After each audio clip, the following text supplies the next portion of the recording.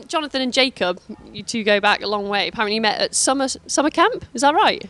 Yeah, that's how we met. We were very, very young, and we kind of stayed in touch ever since, and always talked about starting a band together, and sort of dabbled in it a little bit, and then, but for the drums, we just decided to get really serious about it. So were you like pen pals? Is that how you stayed in touch? How far away did you live from each other?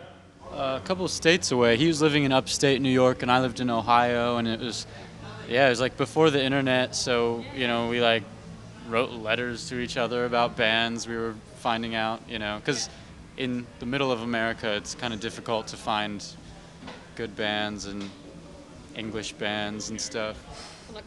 So you'd kind of bounce off each other, sort of suggest bands to each other? Yeah, Yeah, it's kind of a back and forth exchange that's been going on for like 10 years now. So were there any musical activities on the summer camp? Was it just that you sort of got chatting about music? There were activities, but I think he and I both kind of we sort of ran away and hid from all that stuff because, who wants to wake up at 7 a.m. and play volleyball, And your first musical venture was setting up the electro-pop band Goat Explosion in your teens. So was that all kind of produced using synthesizers then? It was, yeah.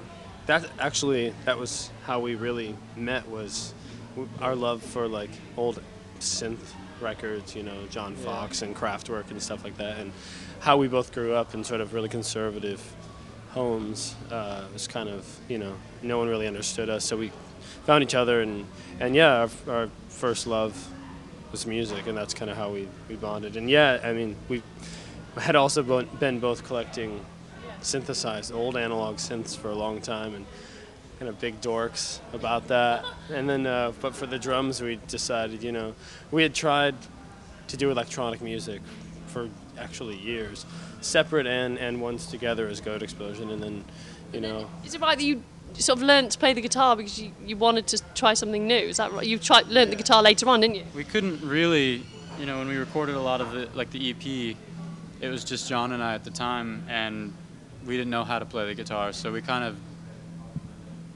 just self-taught. around. I mean, self-taught, yeah. I still don't really know how to play the guitar. That's why we hired Adam. Jacob couldn't play any other song than he's learned to play for the drums. I can only play drum songs. Which is kind of essential, really. You are in the drums, so that's fine. Yeah. We're thankful for that. So when you decided sort of several years later just to set up the drums, did you kind of deliberately go for this upbeat sound? Did you sort of consciously think you wanted to do something kind of upbeat, like the surfing track? I don't think it was so much upbeat as it feels like a lot of bands right now just sound like Muse or something. They all have that sound, that kind of grungy, deeper, darker sort of sound. Sounds very similar. So it's like we just wanted to sound like the other end of the spectrum somehow, and it's like we wanted to sound a little bit more delicate, I think, than a lot of what's being put out right now, especially in America. Right now, I think What do you mean by delicate? I don't know, somewhat more sensitive side to rock and roll, maybe. Yeah, your songs are quite emotive, aren't they? Yeah, I think so. I think it's more relatable too when you're not just concerned with rocking out, which has nothing to do with anyone's life, Yeah, so we just, our biggest passion is writing beautiful pop songs and sort of wrapping them in our own brand of rock and roll. Yeah. I've read that you were described as a two-piece band and that you brought in the rest of the band sort of just for live performance. Is that right? Or do you guys kind of help collaborate? We came in later when the live elements. But you're permanent now. You kind of tour all the time. Yeah, I think I'm permanent. Excellent. And Adam, actually, I've known for years. He grew up in my small town in upstate New York. And then we met Connor.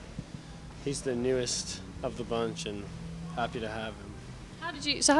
How were you found? How did you get him on board?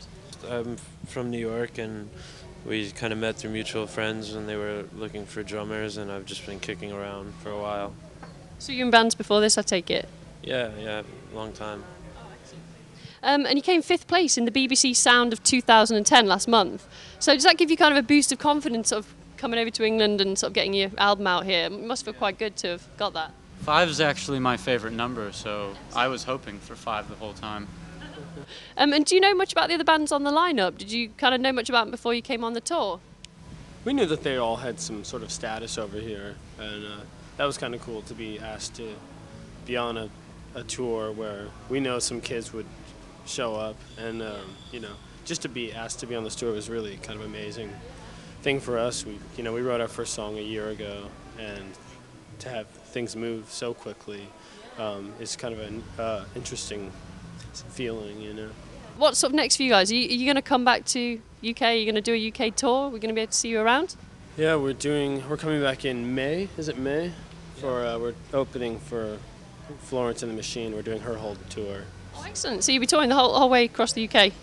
I believe so. Wherever she's going, we're going with her. So, yeah. Well, thanks for talking to us today, and really enjoyed your gig tonight. It was brilliant. Best of luck with this next year.